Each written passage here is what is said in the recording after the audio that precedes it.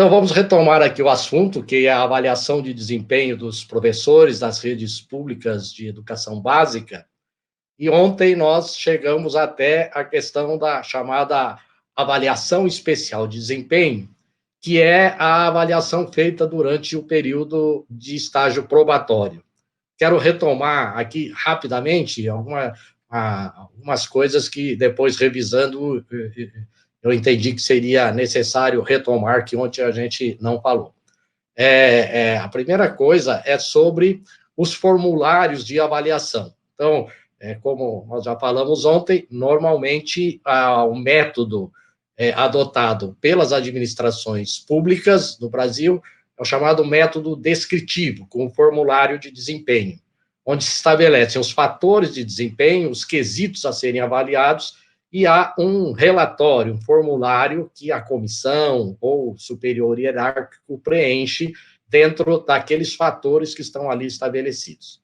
O que eu tenho visto no trabalho que a gente faz de consultoria, ou nas palestras que eu tenho trabalhado com os dirigentes municipais de educação, é que em muitos municípios, talvez na maioria deles, existe um formulário só para todos os servidores.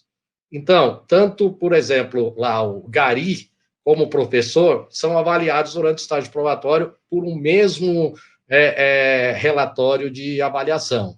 O médico e o engenheiro, ou o auxiliar administrativo, com o diretor de escola, é apenas um formulário. Então, se no município de vocês funciona assim, podem ter certeza que isso não dará resultados positivos. Para cada cargo, há necessidade de ter um relatório próprio. Então, naquele material que a oficina enviou para vocês, como para ajudá-los, vou pegar aqui na página 13, tem uma proposta de um formulário bem simples de avaliação de desempenho durante o estágio probatório, mas que é específico para a área do magistério. Então, tem aqui, se vocês puderem pegar aí na página 13, o quesito 4 é aptidão. E aí, então, tem aqui os fatores que vão ser avaliados. Então, vamos saber se o professor, se ele compreende a natureza, a organização e o funcionamento da educação escolar pública, suas relações com o contexto histórico-social e etc. 2, se o professor relaciona princípios, teorias e normas legais, situações reais, se interpreta e aplica corretamente a legislação de ensino, ou seja, é específico da área da educação. Como a gente pode ter um relatório só, um boletim de avaliação só, para todos os cargos?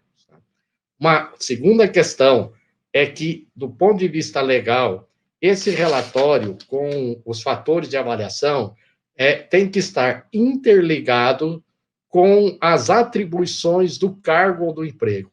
Então, todas as vezes que se cria um cargo ou se cria um emprego através de lei, isso é sempre feito através de lei, é necessário fazer a descrição das atribuições. Então, o que compete ao professor? Compete ministrar aulas, compete preparar as aulas, enfim. A avaliação, depois do que nós vamos avaliar, tem que estar ligado a essas atribuições. Por quê? Se não tiver essa correlação, e depois a avaliação de desempenho resultar, por exemplo, na reprovação do servidor e na sua consequente exoneração dos quadros da administração pública, ele vai à justiça e acaba sendo reintegrado. Ele diz, olha, a avaliação de desempenho não correspondeu às atribuições da descrição do meu cargo. Então, é importante essa descrição. Às vezes, a gente não dá importância quando é feito na lei. Coloca aí e tal, e às vezes quem faz a descrição não é quem é da área, às vezes é lá a área jurídica ou assessoria legislativa do gabinete do prefeito que prepara a lei e manda para a Câmara. Então, às vezes, não está em sintonia. Então, é bom também, recomendo que vocês revejam aí na legislação de vocês essas atribuições. E as atribuições podem ser alteradas durante a vida funcional do servidor. Alteradas não, atualizadas, não é? Eu não posso obviamente, mudar completamente. É professor e agora eu vou acrescer lá que ele também tem que preparar a merenda. Não, isso não é uma atividade que está relacionada ao campo de trabalho do professor. Mas atualizar, isso pode, dentro, obviamente, daquelas características do cargo ou do emprego. Vocês percebam também que eu tenho sempre me referido aqui aos cargos ou empregos, porque há uma distinção e eu vou explicar rapidamente isso. Na administração pública brasileira, é permitido a adoção de 2 regimes de funcionais. Um regime é o chamado regime estatutário, né? Pela minha experiência, eu sei que na região Nordeste, a maioria dos municípios adota o regime estatutário, que é o regime indicado para as administrações públicas.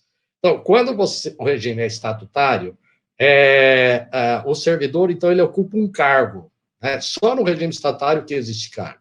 Se o município adota o regime da CLT, alguns municípios adotam o regime da CLT, então não é cargo, é emprego, né? Então ele desempenha um emprego público.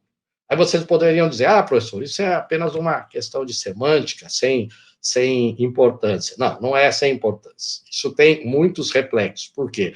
Há algumas distinções entre um regime e outro. Primeiro, quando veio a emenda 19 de 98, a intenção da emenda era que só tivesse estabilidade no serviço público os servidores ocupantes de cargo, regime estatutário, regime da CLT não teria essa estabilidade. Entretanto, depois o Poder Judiciário, o Tribunal Superior do Trabalho, entendeu que os servidores ocupantes de emprego, por eles também serem admitidos no serviço público por meio de concurso, que eles também têm estabilidade.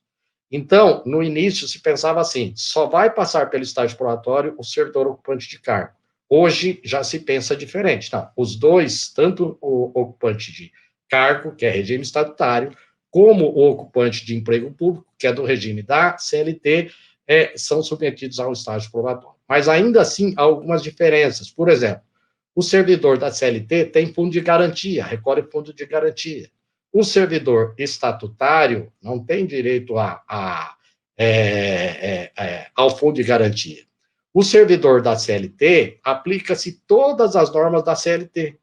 O servidor estatutário só se aplica aquilo que está no estatuto, que é uma lei municipal. Para o servidor da CLT, a alteração do contrato de trabalho depende da aceitação do servidor, né? Porque é um contrato, então qualquer alteração não pode ser feita de forma unilateral, tem que ser feito consensualmente. Já no regime estatutário, não. Alterações da vida funcional podem ser feitas através de lei, ainda que o servidor não concorde com aquilo. Vou dar um exemplo. Lá na lei está dito que o servidor estatutário tem direito a uma vantagem, um adicional por tempo de serviço. A cada 5 anos ele ganha 5%, por exemplo. Aí resolve-se aprovar na Câmara uma lei extinguindo esse adicional. Isso é legal? Sim. O servidor, o que ele incorporou ao seu patrimônio até aquela data é direito adquirido, não se tira, mas dali para frente pode se alterar. Em tese, isso não pode ser feito com o servidor da CLT, porque como tem um contrato, esse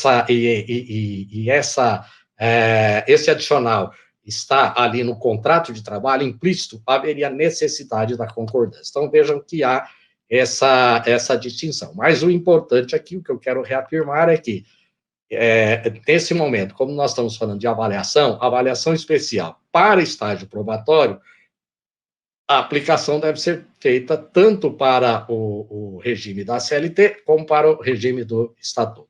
Ok? Bom, feita essa introdução, que eu entendi que era importante, nós vamos falar agora sobre a chamada avaliação periódica de desempenho, que está prevista também lá na Constituição, no artigo 41. A avaliação periódica de desempenho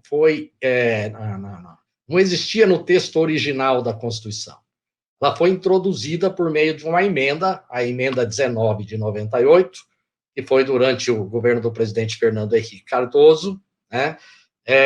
com o objetivo de que essa reforma desse mais agilidade ao serviço público, cobrasse eficiência e permitisse, inclusive, a avaliação do servidor durante toda a sua vida funcional, não apenas durante o período de estágio probatório, e também dentro de determinadas condições, mesmo depois de vencido o estágio probatório. Se o servidor apresentasse avaliação insuficiente, ainda que ele tivesse adquirido a estabilidade, a intenção era poder exonerar o servidor.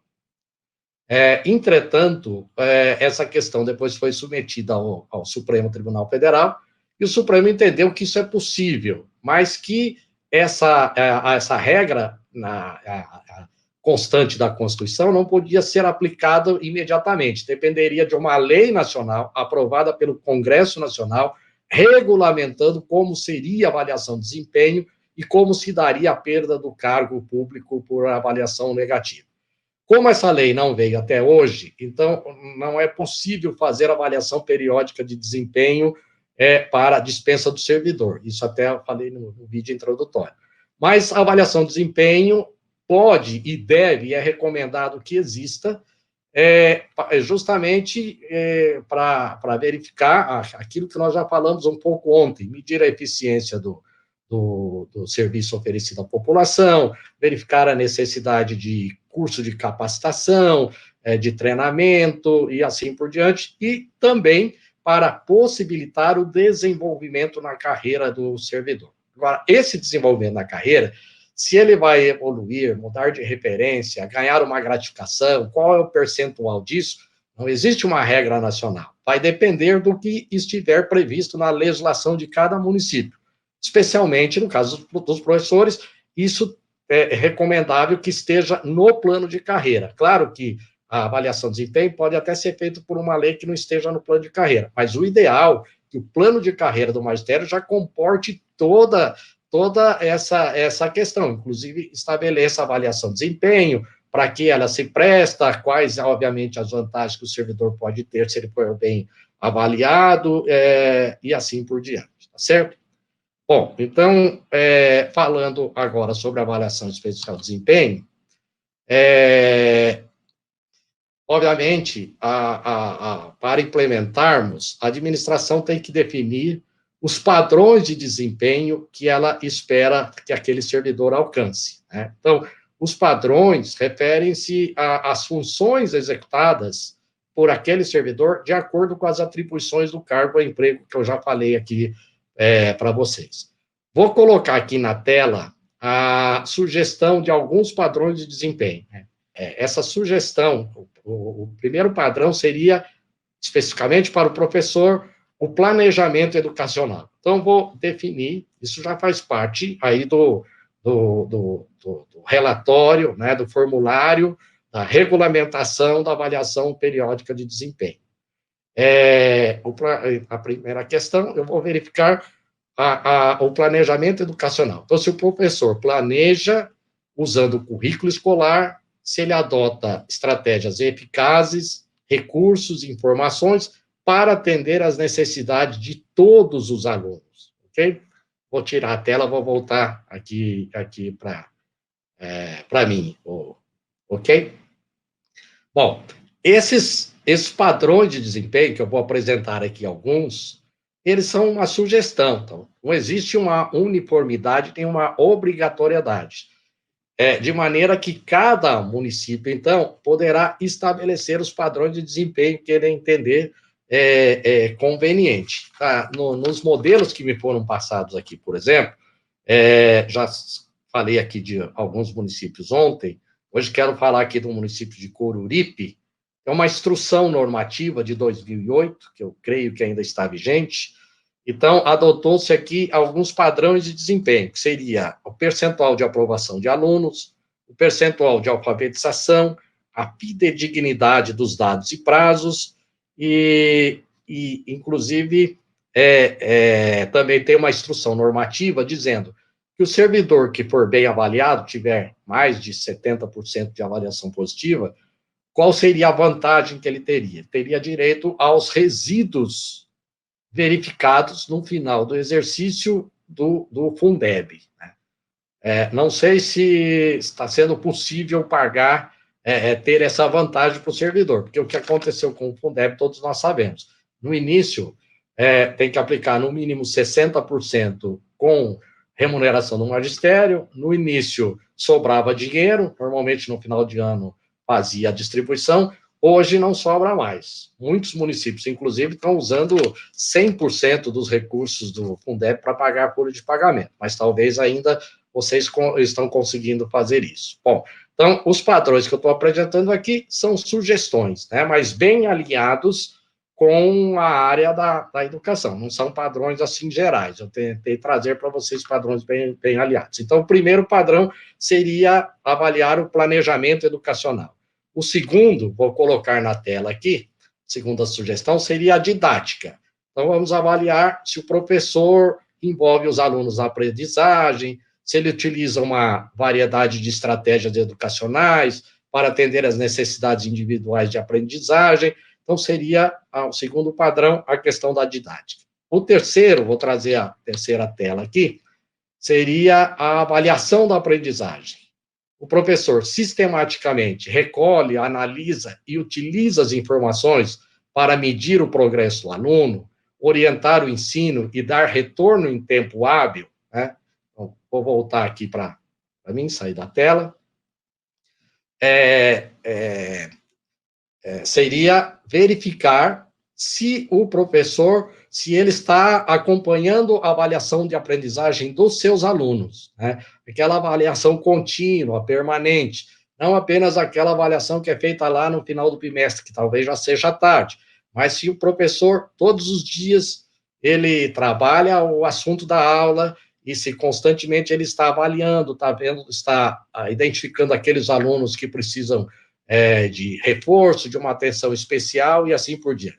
Vou colocar uma outra tela aqui, que seria um outro fator de desempenho, o padrão 4, que é o ambiente de aprendizagem. Então, vamos analisar e avaliar se o professor utiliza recursos, rotinas e procedimentos para proporcionar um ambiente respeitoso, positivo, seguro, centrado no aluno e que leva à aprendizagem. Essa questão do ambiente de aprendizagem é uma questão muito importante nos dias de hoje, né? Para que essa interação entre professor e aluno, entre os próprios alunos, seja respeitosa dentro dos padrões que se exige de convivência mútua e respeitosa nos dias de hoje. Então, isso seria um outro padrão de desempenho, ok? O padrão de desempenho 5, que nós estamos propondo a analisar, seria o profissionalismo. O professor mantém um compromisso com a ética profissional e com a missão da escola e assume responsabilidade por seu crescimento profissional, que resulta na melhoria da aprendizagem dos alunos. Então, nós sabemos que a profissão de professor exige um comprometimento social e uma ética profissional ilibada, porque, afinal de contas, o professor ele deve servir como modelo, como mentor para os seus alunos, né? Então, aqui, de certa forma, nós vamos avaliar esse compromisso do professor, ética e profissionalmente, em relação aos alunos, em relação aos funcionários, em relação aos outros professores, em relação àquilo que acontece na escola, mas não apenas sobre aquilo que acontece na escola. De certa forma, nós também vamos verificar a vida social e até pessoal do professor. Não estamos invadindo, aí no caso, não há uma invasão, porque aquelas questões em que acabam se tornando públicas, obviamente, acaba influenciando no papel que o professor deve exercer, de ética ilibada e etc. Né? Como aquele ditado, né? A mulher do rei não precisa ser apenas honesta, mas ela também precisa parecer honesta. Né? Então, a necessidade de que essa questão do profissionalismo exige isso. Vou dar aqui um exemplo das coisas que acontecem, tá? e acontecem coisas que, às vezes, a gente não se pode nem imagina que isso possa acontecer. Mas, no final do ano passado, um município para o qual nós prestamos assessoria, enviou uma foto que havia sido publicada no Instagram de um professor que fez uma foto dele desejando Feliz Natal, não para os professores, desejando Feliz Natal para os seguidores dele. Mas, na verdade, ele estava apenas com o chapéu lá, a boina do Papai Noel. Estava nu. E aquilo circulou, obviamente, a rede social circulou. É claro que ele não fez aquilo na escola, que era a vida pessoal dele, mas a vida pessoal dele influenciou, obviamente, ele como professor, é uma atitude que não se pode admitir. Então, nesse caso, não é nem caso de avaliação periódica de desempenho, é caso de abertura de processo administrativo disciplinar, para apurar essa questão. Mas aqui, apenas como um exemplo das coisas absurdas que acontecem, né? Inclusive, isso é uma questão que aproveito aqui para abordar um pouco. A gente deve ter um certo cuidado com aquilo que a gente publica nas redes sociais. O professor, o servidor público, mesmo na sua rede particular, né? Porque muitas coisas são publicadas ali, depois podem ter influência na sua vida profissional. Bom, falei demais sobre isso, né? Vou colocar aqui uma outra tela com outro padrão de desempenho, padrão de desempenho 6, que é o desenvolvimento do aluno, para saber se o trabalho do professor resulta no progresso satisfatório e mensurável do aluno. Vou tirar a tela aqui. Então, na verdade, essa avaliação de desempenho aqui, esse exemplo que eu estou colocando, nós teríamos esses 6 padrões de desempenho. Tá? Agora, criamos os padrões, aquilo que nós queremos medir, o profissionalismo, a didática e etc. Dentro desses padrões, nós vamos criar os indicadores de desempenho. O que são os indicadores? Os indicadores servem para o avaliador, para orientar o avaliador na aplicação dos padrões de desempenho. Tá? Então, os indicadores, nós podemos dizer assim, que são exemplos de comportamentos que podem ser observáveis, exemplos concretos. São exemplos dos tipos de desempenho que ocorrerão se o professor atingir aquele padrão que foi estabelecido com sucesso.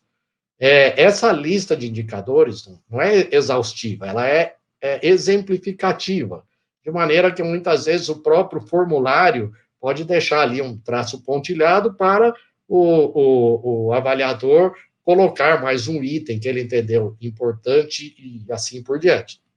Também é bom dizer que não se espera que o professor vai demonstrar que ele vai tirar 10 em todos os indicadores, né? Ninguém tem essa capacidade. A pessoa é melhor nisso, na outra coisa ele não é tão bom, mas ele está dentro de uma avaliação aceitável. Então, vou colocar aqui na tela, para exemplificar isso que eu estou dizendo, né, que está muito abstrato, um exemplo de padrão de desempenho de indicadores. Então, no caso da didática, que seria o padrão 2. A didática, nós esperamos o quê? Avaliar se o professor envolve os alunos na aprendizagem eficazmente, utilizando uma variedade de estratégias de ensino para atender às necessidades individuais da aprendizagem. E aí vem o exemplo de indicadores. Aí é assim que o avaliador vai dizer lá se ele alcançou o objetivo, alcançou parcialmente, assim por diante. Então, para verificar a didática do professor, um exemplo, ele envolve e mantém os alunos em aprendizagem produtiva, ele baseia-se no conhecimento já existente dos alunos e em suas habilidades, ele diferencia o ensino para atender às necessidades dos alunos, quer dizer, está usando uma técnica, mas ele vê que para a parte dos alunos está funcionando, outra não, então, dentro da aula, ele tem que mudar um pouco a sua estratégia e assim por diante. Ele reforça os objetivos de aprendizagem consistentemente durante a aula, ele utiliza uma variedade de estratégias eficazes de ensinos e recursos, Ele utiliza a tecnologia educativa para melhorar a aprendizagem dos alunos, né? Hoje, a gente não pode mais dispensar a tecnologia. Aliás, nossas escolas, nesse sentido, estamos muito atrasados em relação à tecnologia. Por isso que, muitas vezes, o aluno ele se sente mais atraído pelo celular que está ali do que pela aula que o professor está dando, né? Então, nós não podemos mais ignorar a tecnologia. E, nesse período, então, estamos aprendendo com isso. Mas, de repente, tem professor que diz, não, eu não domino isso, não me foi exigido no concurso, ele não se capacita, não se interessa. Então, nesse caso, o indicador de desempenho dele vai ser negativo. Ele comunica-se de forma clara e verifica o entendimento, verifica se ele está sendo bem entendido pelos alunos. Então, são exemplos de indicadores de desempenho dentro desse padrão, do padrão 2, que é a didática. Bom, então é isso. Veja que, quando eu coloquei os padrões, a maioria, lá no começo, até grifei aqui no slide, que o professor, se ele se preocupa com a aprendizagem de todos os alunos, né, de todos, por quê? O professor não pode trabalhar apenas com aqueles alunos que estão, que demonstram sucesso e esquecer os demais, né? Ele tem que trabalhar com todos. E trabalhar de que maneira, né? Lá no livro Mindset, a nova psicologia do sucesso, o autor, se vocês tiverem oportunidade, leiam esse livro. O autor diz que os grandes professores, eles estabelecem padrões elevados para todos os seus alunos, e não somente para aqueles que estão em alto nível. Então, eu estabeleço um padrão alto e espero que todos alcancem. E, obviamente, vou ajudando cada um a chegar, né, nesse padrão, né? Então, o professor ele não pode pensar assim, esse aluno veio da zona rural, tem mais dificuldade, coitado, vou deixar ele atingir. Se ele atingir um percentual razoável, já está bom. Não, tenho que estabelecer um padrão elevado para todos. E isso também para avaliação de desempenho. Então, nós temos que estabelecer um padrão elevado para todos os professores e cobrar e exigir que todos cheguem a esse padrão elevado. Mas, logicamente, com a ajuda, né, durante o percurso da equipe pedagógica, do coordenador, etc., que talvez um professor precise mais de ajuda do que outro. Agora nós vamos pegar, nós estabelecemos os fatores, os padrões de desempenho e os indicadores. Mas vamos traduzir isso para um formulário de desempenho. E eu vou pedir para vocês, quem estiver com o material que foi enviado, para pegar aí na página 37 do material, eu mandei para vocês um relatório, vou ver a hora aqui para me orientar, uma sugestão de um relatório chamado Relatório Somativo de Desempenho do Professor.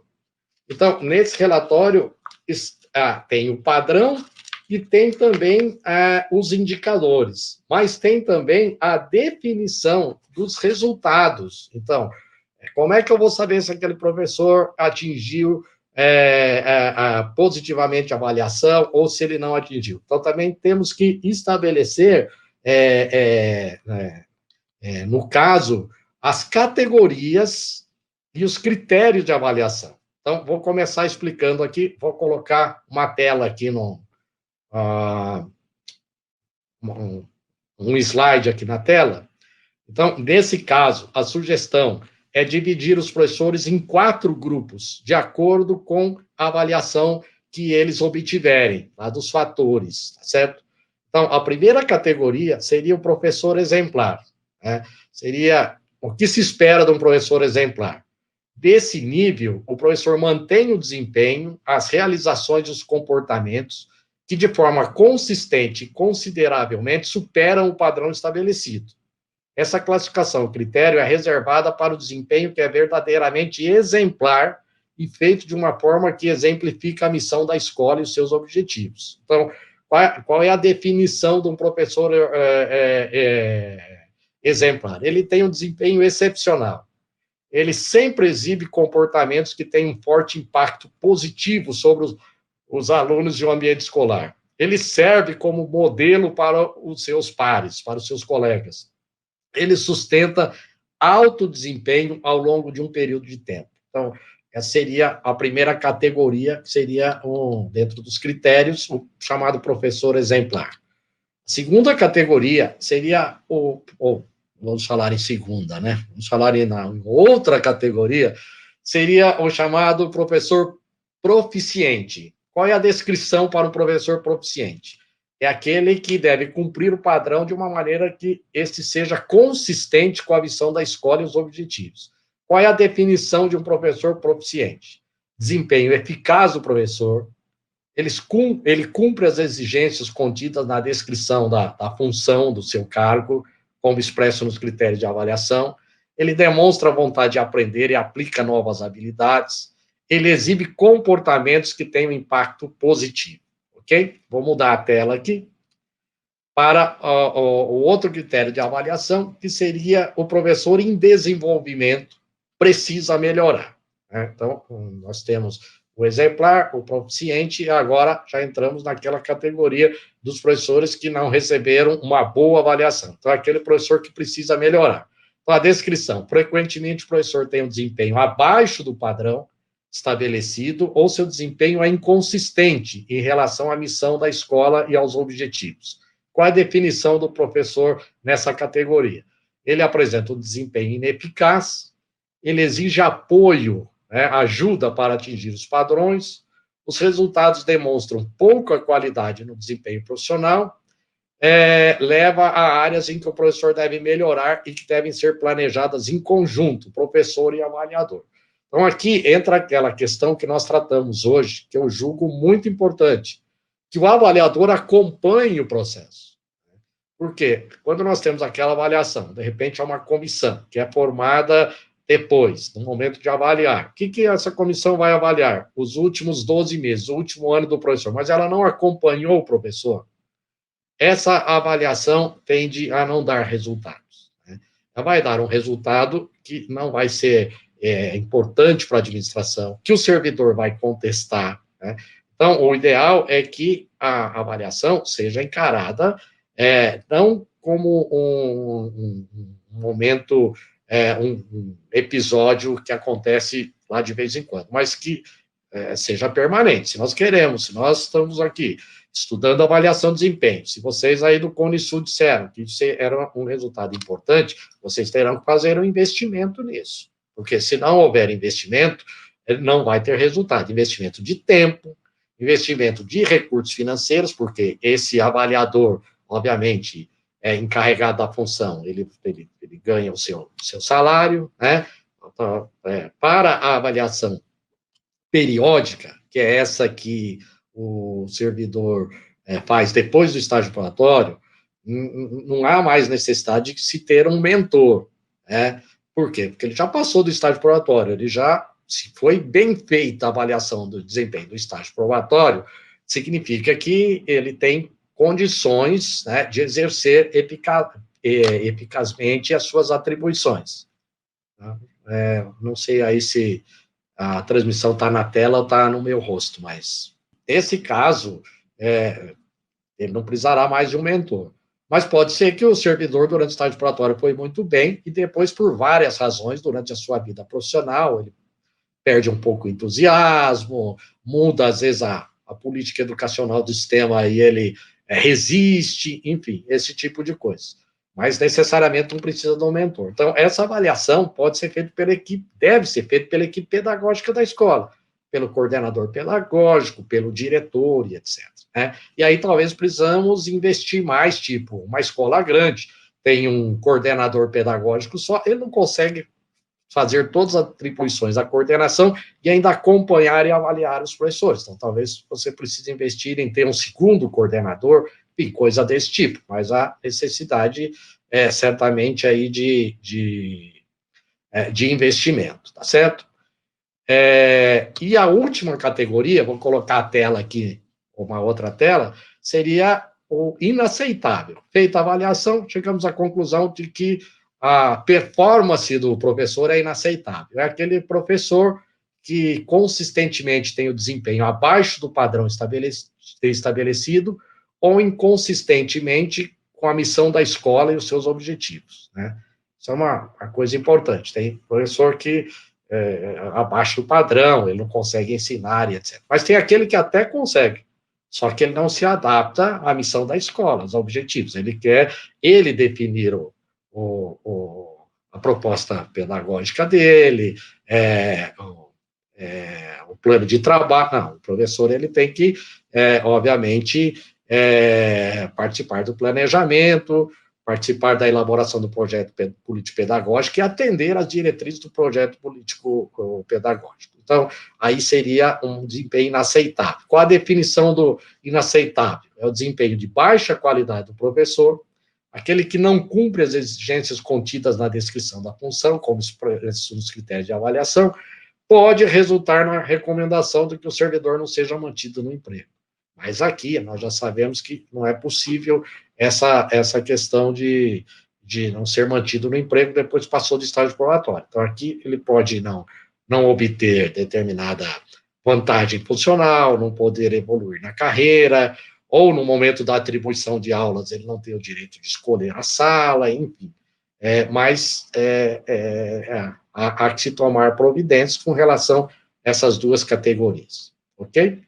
E vou pedir para vocês voltarem lá na página 37 para o relatório somativo de desempenho do professor, né? Que aqui, então, agora, o avaliador passaria a avaliar, dentro desses critérios, né, como o professor se desencumbiu da sua atribuição. Então, vejam, por exemplo, padrão de desempenho 1, que é o planejamento educacional. Então, aqui há 4 alternativas, né? Então, primeiro, o professor ativamente procura e usa informação alternativa e recursos e consistentemente diferencia o planejamento para atender às necessidades de todos os alunos. Se ele faz isso, ele é um professor exemplar nesse quesito. Se ele planeja, usando o currículo da escola, estratégias efetivas, recursos e informação para atender às necessidades de todos os alunos, ele é um professor proficiente. Se ele é inconsistente, no uso do currículo da escola, estratégias, recursos e informações para atender a necessidade de todos os alunos, ele é um professor em desenvolvimento. Inaceitável é um professor que não planeja, ou planeja sem usar adequadamente o currículo e etc. Tá? Então, seria no planejamento educacional. Vejam que é um formulário muito simples, porque dentro aqui do planejamento educacional, ele não fica colocando muitos critérios de avaliação.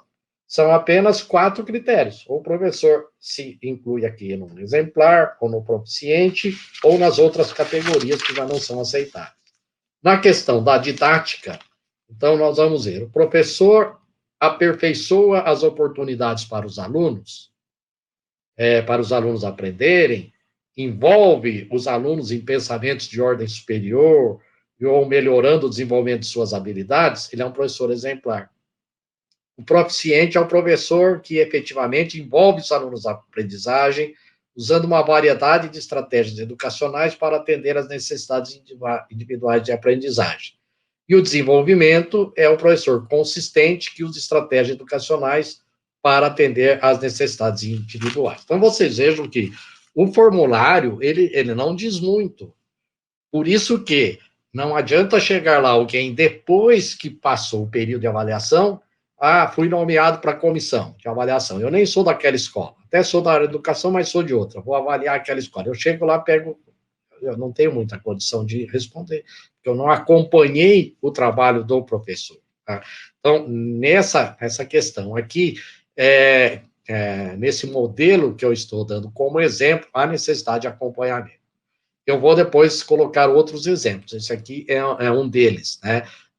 E há, então, essa necessidade de que o avaliador acompanhe. Bom, feito a avaliação, por exemplo, a avaliação vai ocorrer de 6 em 6 meses, ou a cada ano letivo. Feito a avaliação, quais são os resultados? A primeira coisa que o projeto de avaliação desse município deve atender é estabelecer um plano de melhoria de desempenho. Para quê? Para aquele professor que está que está na categoria do desenvolvimento que precisa melhorar, ele precisa receber uma capacitação, um treinamento. Então, precisa estabelecer um plano de melhoria de desempenho a ser aplicado de acordo com que a normativa aí do seu município estabeleceu. Aqui entrariam os professores em desenvolvimento, que precisam melhorar, e aqueles que alcançaram a nota aí inaceitável, certo? Obviamente, também esse plano de melhoria de desempenho não precisa esperar transcorrer os 12 meses. Ele pode ser feito durante o período da avaliação. Identificado que aquele professor está com dificuldade, que ele precisa melhorar, já se pode implementar, então, um plano de melhoria de desempenho. Aqui, nos modelos que eu recebi, que eu já falei ontem, foram de 4 municípios, o do município de Campo Alegre, ele comporta um plano de gestão de desempenho individual. Achei bem interessante essa proposta. Mas só que esse plano de gestão de desempenho, ele é feito antes do início da avaliação. Essa é a proposta, né? Não sei se aí no município está sendo desenvolvido de acordo com a normativa. Mas então, o avaliador, o superior hierárquico e o professor sentariam, traçariam o plano de gestão de desempenho individual daquele professor, que são as metas que ele vai perseguir. Tá? E durante esse período, então, vai sendo avaliado, e se for necessária a intervenção, a capacitação seria feita. Também é uma estratégia que deve funcionar, né? Tem tudo para funcionar bem. Esse plano de capacitação do servidor, ou de melhoria de desempenho, vamos chamar assim, ele pode incluir o apoio de um mentor ou de um supervisor durante um certo período, 2 meses, 3 meses. Então, o coordenador pedagógico vai se dedicar mais a acompanhar aquele professor para ajudá-lo. Pode ser através de reuniões, de cursos, palestras, né, ou de outros recursos que a escola ou o sistema de ensino identificar que serão positivos. Ok? Mas, obviamente, também, no final da aplicação desse plano de melhoria de desempenho, a necessidade de se avaliar se essa melhoria foi alcançada, no final, a estratégia, se foi parcialmente atingida, ou se não foi atingido, o professor continua lá na categoria inaceitável. Ok? Bom, então, seria a sugestão de utilizar aqui esses fatores. Uma outra opção de regulamentação de avaliação especial de desempenho, eu sugeri aí para vocês, está na página, acho que na de vocês já está na página 42. Tá? O meu aqui estará na página 40, na de vocês é 42. Eu estou propondo aqui um projeto de lei que regulamente aqui foi chamado de acompanhamento da performance dos profissionais do quadro do magistério.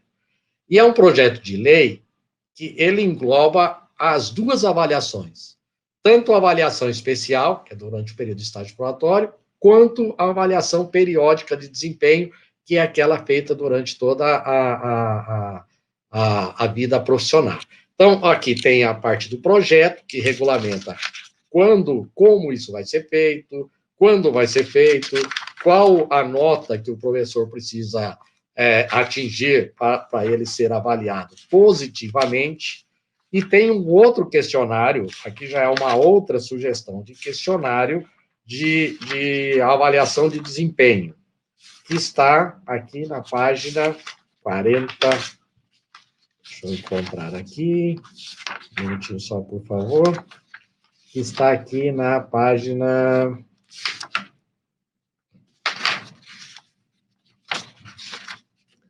que seria o anexo 2, que no de vocês deve estar na página 57. Tá?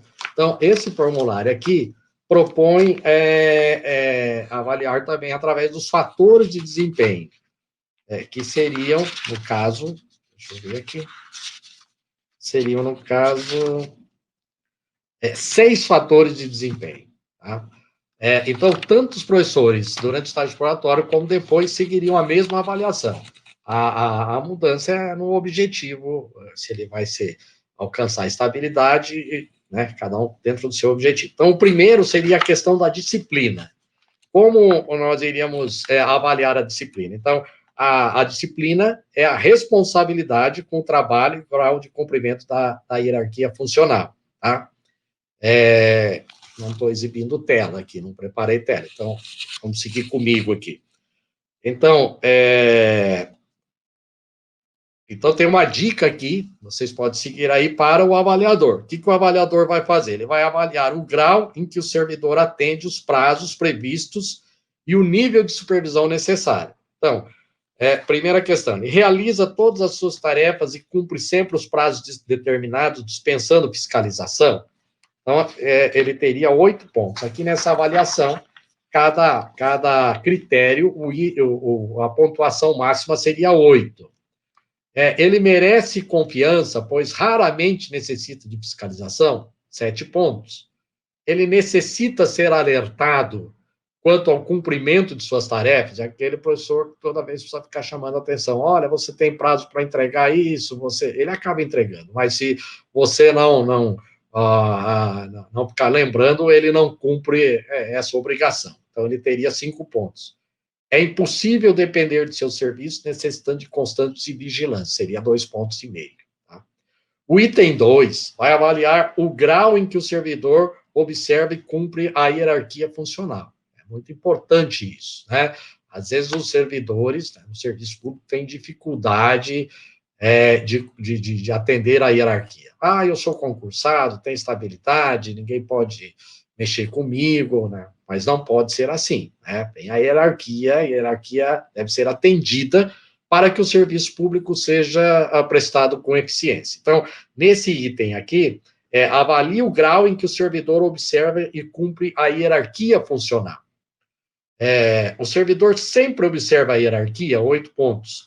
O servidor observa a hierarquia funcional, porém, em algumas ocasiões, atropela a delegação de competência ele atribuído, espera, passa por cima, e aí acaba criando alguns problemas. O servidor raramente observa e cumpre a hierarquia funcional, 5 pontos. O servidor não observa nem cumpre seu posicionamento hierárquico e seus limites de atribuições, 2,5 pontos. Né? O outro fator de desempenho seria a capacidade de iniciativa e produtividade. Considere a capacidade de apreensão do trabalho e a visão crítica dos seus pontos importantes, agindo acertadamente quando necessário e a seriedade e constância com os quais o avaliado desempenha as suas tarefas. Então, quais são os critérios de avaliação? Sua vivacidade e percepção o ajuda muito nas tarefas que lhe são confiadas, não falha por iniciativa ou criatividade, 8 pontos. E assim por diante. Né? Depois, aqui no fator 2, na verdade, estão sendo avaliados 2 quesitos. O fator 2 é a capacidade de iniciativa e produtividade. Então, está sendo analisado a capacidade de iniciativa e a produtividade.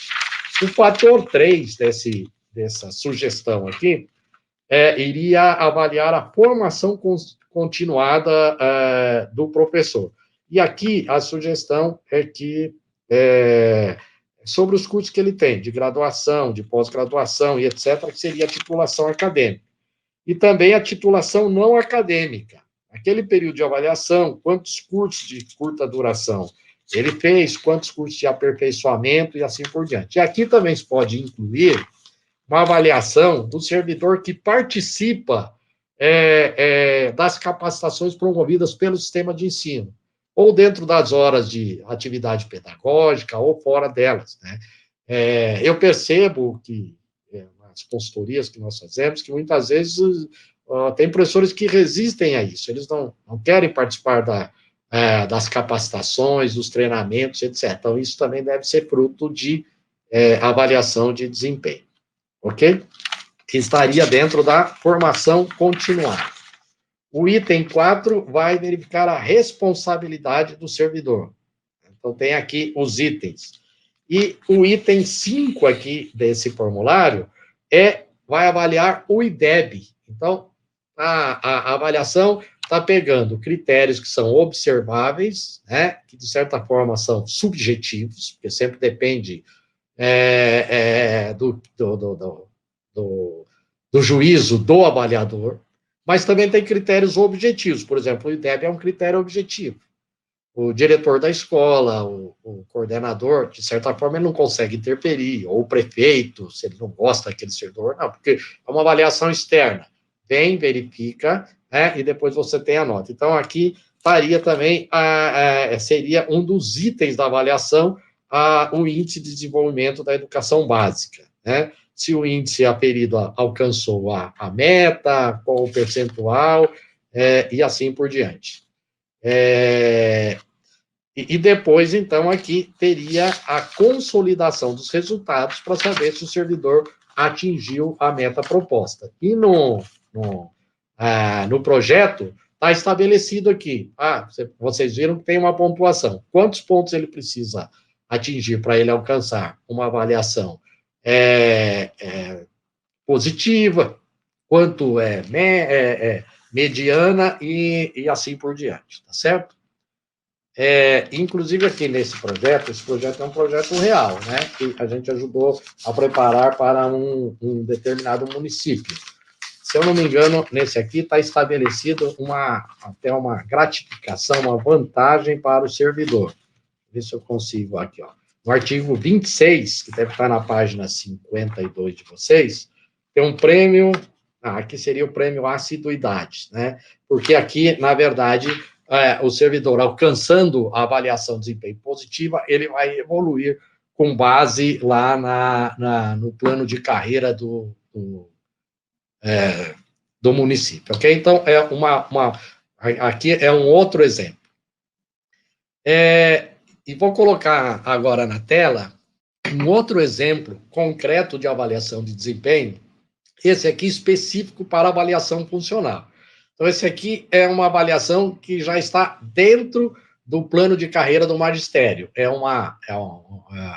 Ele se presta a possibilitar uma evolução funcional do servidor, mudar de padrão, mudar de referência de vencimento e assim por diante, né? Então, esse é um pouco diferente, né? Não tem aquele relatório de avaliação, são avaliações mais objetivas. Então, por exemplo, a primeira coisa que vai verificar é a qualificação em curso de atualização e aperfeiçoamento, tá? Então, vai ser dado uma pontuação para o número de horas que o servidor fizer durante aquele período. O segundo está verificando o mérito por assiduidade. Nós sabemos que um dos problemas que se tem na rede é o número elevado de faltas de professor. Então, no caso aqui, haveria a avaliação mérito por assiduidade. De que maneira? Frequência todos os dias letivos previstos no calendário escolar, nesse caso, seria atribuído meio ponto. Se verificado até 3 faltas, 25 décimos de pontos. Mais do que 3 faltas, o servidor não tem direito a nenhuma pontuação aqui no caso. Vou tirar da tela, vou voltar aqui para mim. Agora, nesse mérito por assiduidade, é importante vocês estabelecerem quais são as faltas que contarão. Porque, muitas vezes, lá no Estatuto dos Servidores, está dito o que é efetivo exercício, tá? E o efetivo exercício, às vezes, envolve alguns períodos fictícios. Período fictício é aquele que o servidor não foi trabalhar, mas, para todos os efeitos, é contado como se ele tivesse ido trabalhar. Não é descontado do seu salário. Por exemplo, falta abonada. O servidor pode faltar 6 dias durante o ano sem que haverá desconto.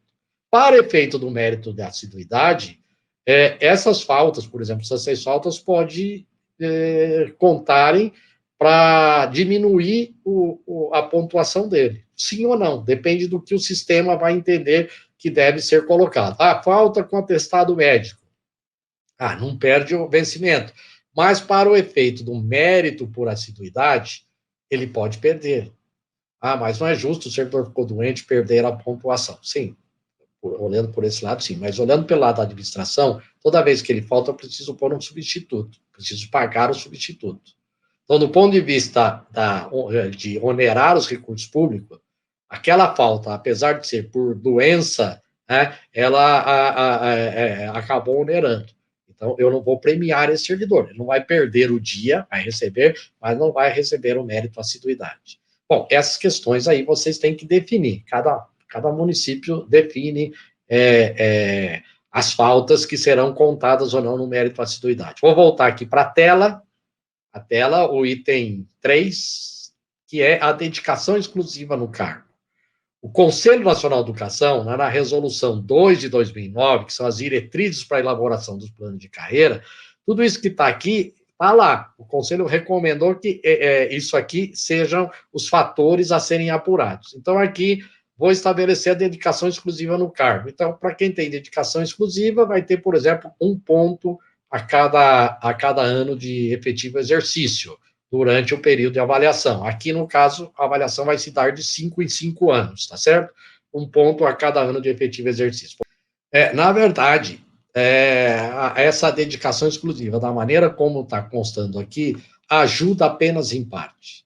Porque, normalmente, o servidor que não tem dedicação exclusiva, que tem 2 cargos ou 2 empregos, dificilmente ele vai deixar o segundo emprego por conta de receber 1 ponto aqui na avaliação de desempenho, e depois de 5 anos ele tem uma promoção, receber 5% a mais ou 3% a mais, né? Porque não compensa ele fazer isso. Se ele trabalha em 2 lugares, normalmente isso é porque ele precisa.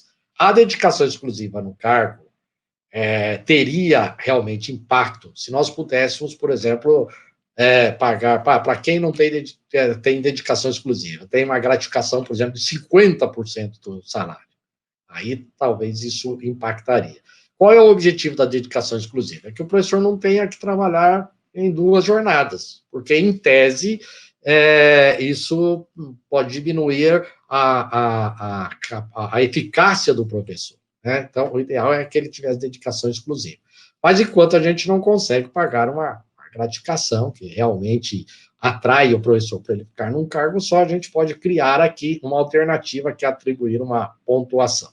Vou voltar para a tela para colocar o outro item, que até está errado aqui, não é o 3, seria o 4, né? Porque o 3 é a dedicação exclusiva.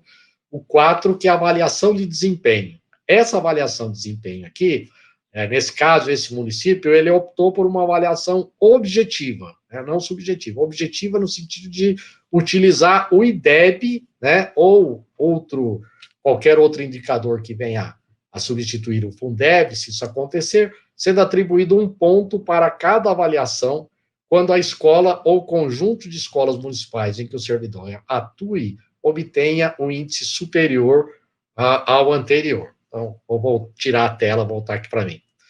Talvez vocês possam estar perguntando, mas como que eu vou aplicar o IDEB se o IDEB só avalia, no caso dos municípios, o ensino fundamental? E ele não avalia, não temos resultado por sala também, temos resultado por escola, né? Então, nesse caso, o professor receberia a pontuação em razão do resultado da escola, considerando que o trabalho deve ser um trabalho de equipe, né? E é claro que pode acontecer de um professor trabalhar muito bem, outro professor não trabalha bem, e aí você não consegue a nota do IDEB. Mas não tem outra alternativa, no caso de usar a nota do IDEB. Na minha opinião, deve ser usada a nota do IDEB, né? Porque o IDEB é uma avaliação externa, podemos ter algumas críticas em relação a isso, mas hoje é o que vale. Quando sai a nota do IDEB, aí todo mundo vai ver, meu município alcançou um resultado excelente, né? Eu vi aqui aí eu peguei os índices de vocês, vários municípios de vocês estão muito bem avaliados no IDEB, parabéns. Outros precisam caminhar um pouco mais. Então, isso tem uma repercussão. Às vezes, o prefeito, às vezes ele passa 2 anos sem ir a nenhuma escola, conversando pouco com o secretário de educação, mas quando sai o IDEB, aí sai na televisão, sai no jornal, nas redes sociais, e aí diz, o município tal não alcançou o IDEB, aí o prefeito fica louco, chama lá o secretário, o que aconteceu? Aí que ele vai dar importância para a nota do Fundeb. Então, ainda que se tenha algumas deficiências na aplicação do Fundeb, ele tem um impacto na comunidade escolar, sobre as escolas, qual foi bem avaliado ou não. Então, eu penso que ele deve ser usado aqui na avaliação. Mas tem isso. Então, é por escola. Por isso que foi dito aqui que o professor vai ser avaliado, vai receber a pontuação de acordo com a nota da sua escola ou do conjunto da escola, porque pode ser que tenha professor que trabalhe em 2 ou 3 escolas, isso principalmente os professores dos anos finais do ensino fundamental. Então, aí vou pegar a média. Outra questão, como é que nós vamos aplicar o IDEB para os professores da educação infantil? Porque não tem IDEB na educação infantil. O Ministério da Educação tinha divulgado que ia implementar também uma avaliação externa na educação infantil, mas até hoje isso não aconteceu. Mas o Ministério da Educação, desde o ano passado, está praticamente paralisado, infelizmente, né? Como nós podemos fazer? Para a educação infantil, nós podemos usar a média do município, né?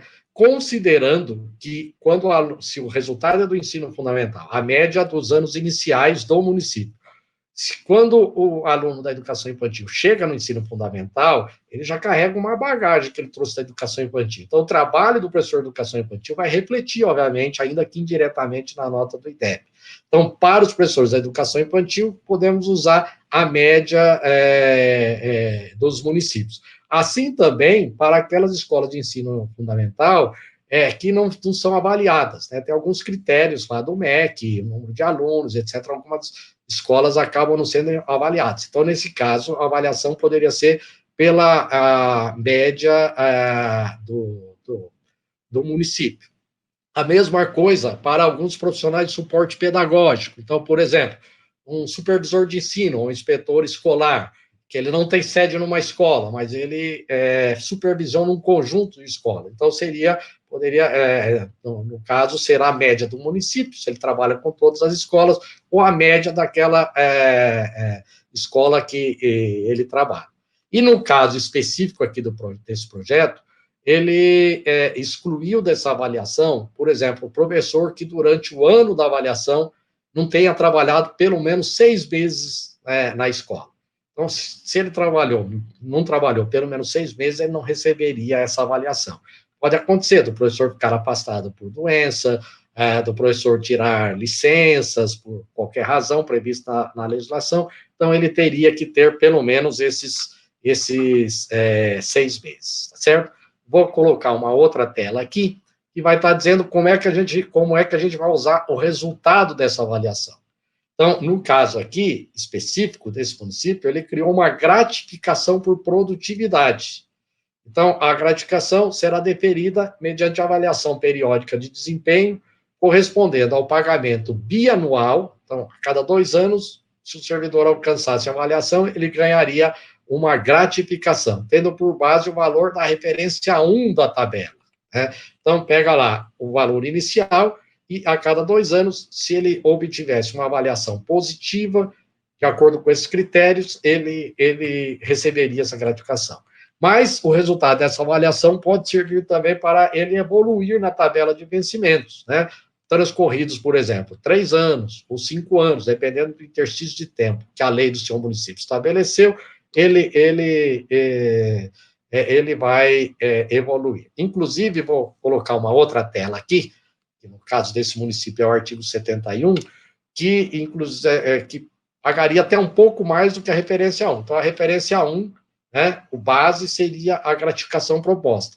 Mas se o professor, lá no IDEB, quando o índice for igual ou superior e até 5% da meta, ele receberia um vencimento do cargo inicial. Quando for superior a 5 e inferior a 15 da meta, a gratificação seria o valor inicial mais 5%, que é aquele caso que o IDEB não ficou na meta, mas passou da meta, né? Então, também isso seria premiado. Vou voltar aqui para mim tirar a tela, tá? Então, basicamente é isso. Então, você vai usar o IDEB com essas outras questões de cursos, de assiduidade, etc. Mas aqui nós temos um exemplo de avaliações usando só critérios objetivos. Então, teria aquela subjetividade do avaliador, no caso, tá certo? Então, vocês têm aqui nesse material que foi enviado alguns exemplos, né, que vocês podem lapidar, vocês podem adaptar para a realidade de vocês e estabelecer a avaliação, que pode ser lá no método descritivo, aquela avaliação em que o avaliador vai observar e vai anotar, ou podemos também trazer aqui para essa avaliação que seria, no caso, utilizando critérios mais objetivos. Bom, vocês poderiam perguntar, professor, qual é o melhor método? É usar só critérios objetivos ou é usar o critério da observação e mesclar critérios objetivos, como, por exemplo, o IDEB, com os critérios ditos subjetivos, porque depende da análise do avaliador. Sem dúvida nenhuma, a avaliação que traz mais resultados é aquela avaliação utilizando os relatórios, os métodos descritivos, onde se pode acompanhar a performance do servidor durante todo o tempo.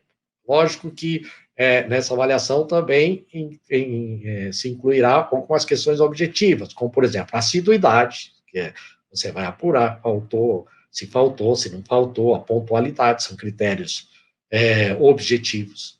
Mas outros critérios, como esses que nós trouxemos aqui como exemplo, o uso da didática, o comprometimento do servidor, né, o seu posicionamento ético, né, a sua figura como mentor para os seus alunos, né? Penso que essa avaliação é a avaliação que vai trazer resultados para a administração, porque ela vai poder verificar quais são os profissionais que precisam de capacitação, que precisam de acompanhamento, que precisam de supervisão.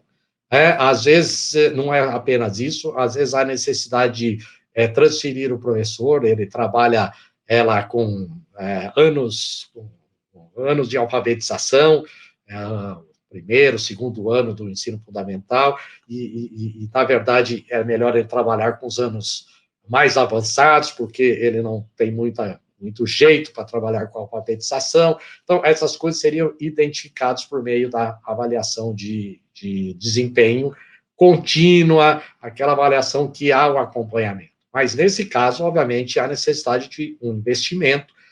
Retomando ontem, como nós falamos, primeiramente, precisamos preparar e capacitar os avaliadores, é muito importante que os avaliadores saibam bem a sua tarefa, e organizar esse processo, que é um processo contínuo, ele não pode ser um processo que acontece lá uma vez por ano. Esse mês nós vamos fazer a avaliação. Tudo bem, a questão do preenchimento do formulário até pode ter uma data, vai ser lá no mês tal, mas o acompanhamento para que essa avaliação tenha eficácia precisa ser durante todo o transcorrer da vida profissional desse servidor.